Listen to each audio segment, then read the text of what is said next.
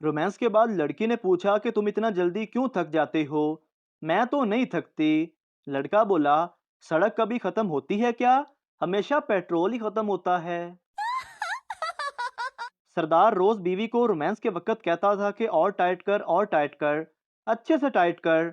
बीवी एक दिन तंग आकर गुस्से से बोली, कमीने, बाहर जाकर गन्ने की मशीन में डाल ले, टाइट भी पूरा होगा और जूस भी ज्यादा निकलेगा। एक फौजी जंग से घर वापस आया और उदास बैठ गया। बीवी का रोमांस करने को दिल चाहा तो दुपट्टा गिराकर बोली, देखो, हवा ने मेरा क्या उड़ा दिया। फिर शलवार उतार कर बोली, देखो, हवा ने मेरा क्या उड़ा दिया। फौजी चुप रहा। अचानक गुस्से से बोला, मेरी पैंट उतारो और देखो, गोले ने मेरा क्या क्या उड़ा दिया। बीवी, मैं मर जाऊंगी। शोहर, मैं भी मर जाऊंगा। बीवी, आप क्यों मरेंगे? शोहर, क्योंकि मैं इतनी ज्यादा खुशी बर्दाश्त नहीं कर सकता। भांजों के साथ पीढ़ी पर बैठी मामी की जुगते लगाते लगाते पूं निकल गई, तो उसने पीढ़ी को घसीट के वैसे ही आवाज निकालने की कोशिश की, ताकि ये लगे जैसे ये पूं नहीं निकली थी, पीढ़ी की आवाज थी। ये देखकर एक 10 साला भांजा बोला, नहीं मामी, वो आवाज होर सी। पठान की बेवा औरत से शादी हुई तो बीवी सुहागरात के बाद लड़ते हुए बोली, मुझे अभी तलाक चाहिए।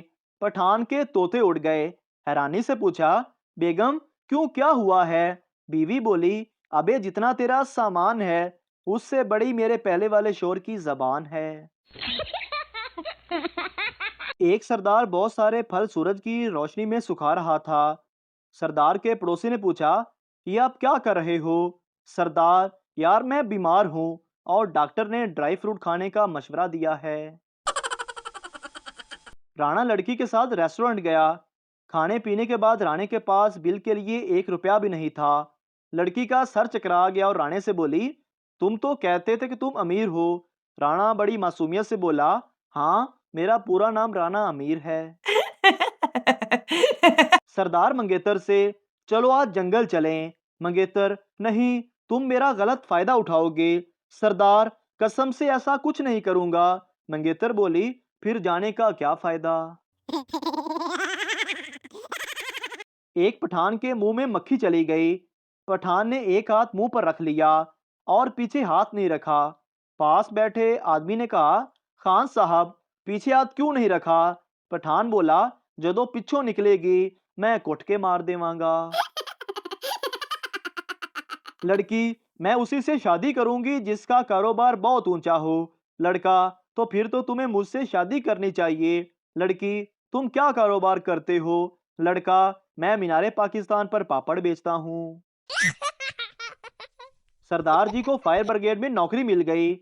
नौकरी के दूसरे दिन लड़की ने कॉल की, हेलो, मेरे घर पर आग लग गई है। सरदार ने पूछा, आपने पानी डाला? लड़की, हाँ, मगर आग नहीं बुझी। सरदार, फिर हमने आकर कौन सा पेप्सी डालनी है? हमने भी पानी ही डालना है।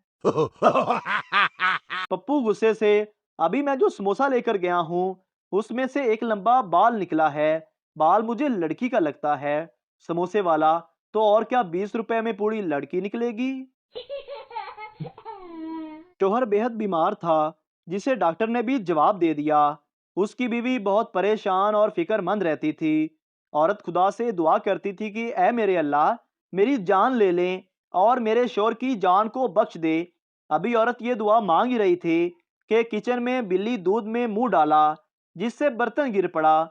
औरत घबरा गई और समझी कि मलकुल मौत आ गए हैं। ये ख्याल किया कि शायद मेरी दुआ कबूल हो गई है।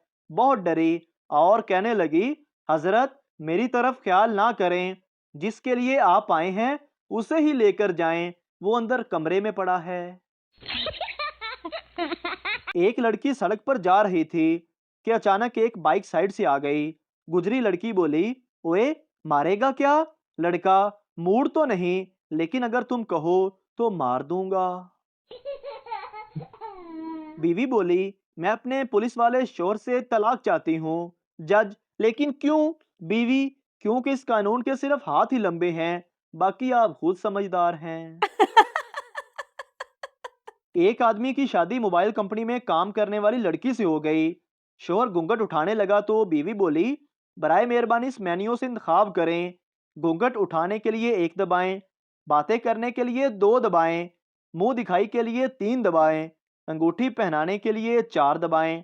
शोहर गुस्से से, अब ये भी बता दो कि तलाक के लिए क्या दबाऊं। बीवी गुस्से से, आपका मौजूदा बैलेंस इस काम के लिए नाकाफी है। बराए मेहरबानी पहले हक महर के पैसे जमा करवाएं और मजीद मालूमात के लिए मेरी अम्मी से राब्ता करें। मुझसे शादी करने का शुक्रिया। राणा साहब ने बंगाली बाबा का इश्तिहार देखा जिसमें बीवी को काबू करने के तावीज़ का लिखा हुआ था। राणा साहब ने फौरन इश्तिहार पर दर्ज फ़ोन नंबर देखकर नंबर मिलाया। दूसरी तरफ बंगाली बाबा की बीवी ने फ़ोन उठाया और बोली, बंगाली बाबा से 1 घंटे बाद बात करें, अभी वो बर्तन धोने में मसरूफ़ हैं। यूनिवर्सिटी की क्लास फेलो बरसों बाद मिली तो बताने लगी, मैंने मास्टर कर लिया था। मैंने भी उसे बता दिया कि तुमसे बिछड़ने के बाद उस्तानी कर ली थी और अब हमारे 3 बच्चे भी हैं। शेख, इस सूट की कीमत क्या है?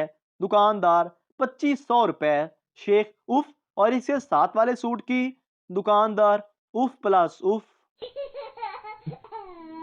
एक शादीशुदा आदमी से पूछा गया कि रात को ऑनलाइन कब आते हो?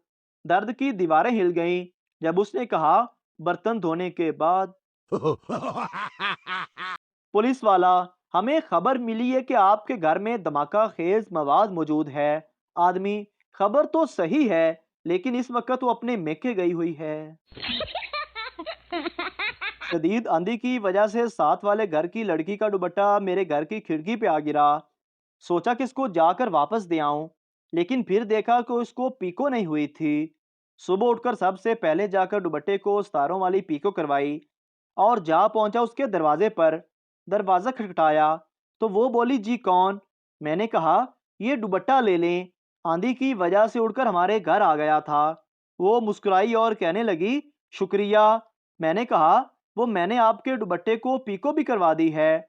ये सुनकर उसने दिल दहला देने वाला इंकशाफ किया, एक लंबा सा कहका लगाया और बोली, ये दुपट्टा तो नहीं, ये मेरे अब्बा जी की धोती थी जो धोकर डाली हुई थी। बाबा जी कहते हैं कि मर्द एक कान से सुनकर दूसरे कान से निकाल देता है, जबकि औरतें दोनों कानों से सुनकर मुंह से निकाल देती हैं। बीमार शोहर, मुझे जानवरों के डॉक्टर के पास ले जाओ। बीवी हैरत से, वो क्यों?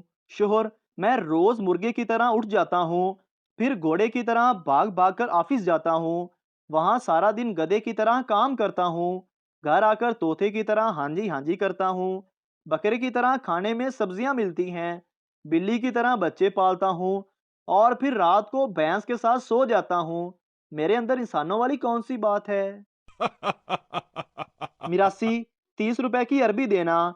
दुकानदार, और साथ क्या दूं? मिरासी, नाल 20 रुपए का तर्जमा भी पा दे। पप्पू की गर्लफ्रेंड उसे छोड़कर चली गई। वो उदास बैठा था।